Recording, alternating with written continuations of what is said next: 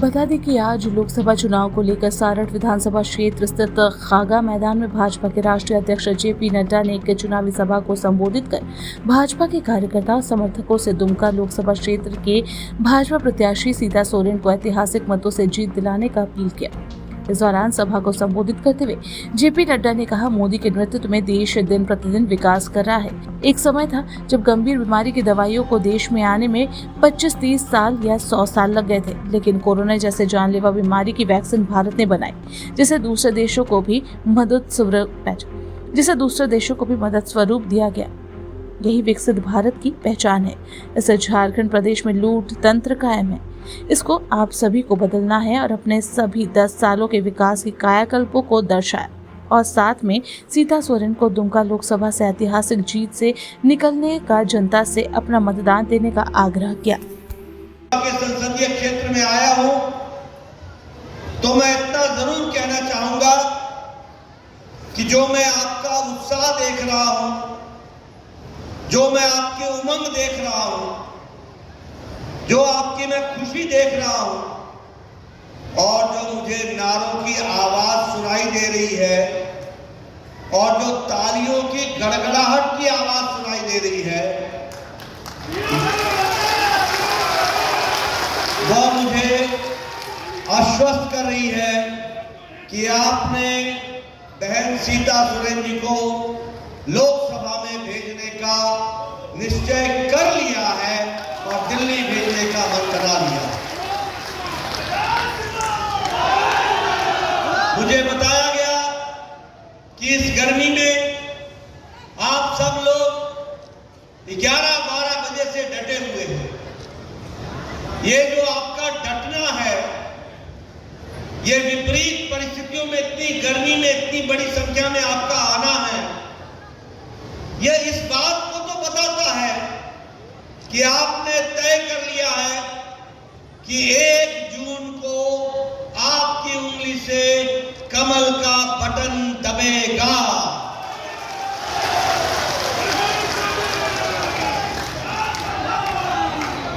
लेकिन मैं आपके माध्यम से चाहता हूं कि आपके मोहल्ले में, आपके रिश्तेदारों में, आपके पड़ोसियों में, आपके भाई बहन में, सब में जाकर के संदेश दीजिए कि 1 तारीख को कमल का बटन दबाकर राष्ट्र हित में, देश हित में, प्रदेश के हित में और दुमका के हित में अपना मत डाल करके अपनी जिम्मेवारी को निभाएं।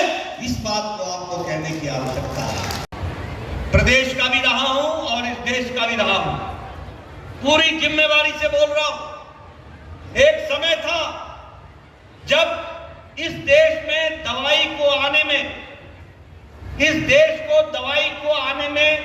25 से 28 साल लग जाते थे।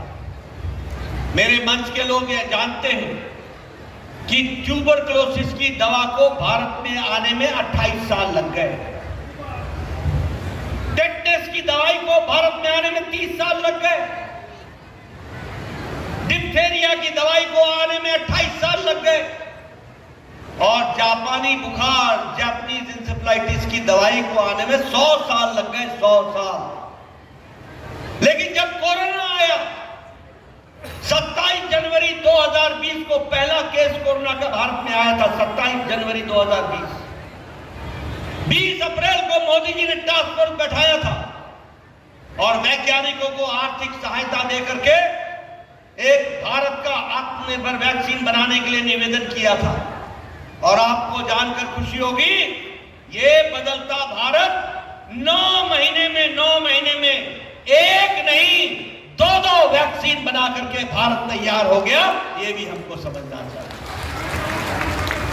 और डबल डोज 220 करोड़ लोगों को वैक्सीन मुफ्त लगाने का काम मोदी जी ने किया और साथ में बूस्टर डोज भी लगाया। 220 करोड़ दुनिया का सबसे बड़ा वैक्सीनेशन प्रोग्राम और दुनिया का सबसे तेज नया वैक्सीनेशन प्रोग्राम मोदी जी के नेतृत्व में हुआ, ये बदलता भारत है, इसको हमको समझना चाहिए। मित्रों, मैं क्यों सुना रहा हूं आपको? मैं इसलिए सुना रहा हूं कि आपको जानकर खुशी होगी कि हमने वैक्सीन मैत्री मोदी जी के नेतृत्व में 100 देशों में वैक्सीन टीका पहुंचाया, 100 देशों में, और 48 देशों में मुफ्त टीका पहुंचाया, 48 देशों में। यानी मोदी जी के नेतृत्व में अब भारत मांगने वाला भारत नहीं है, अब ये देने वाला भारत है। इस बात को भी हमको समझना चाहिए।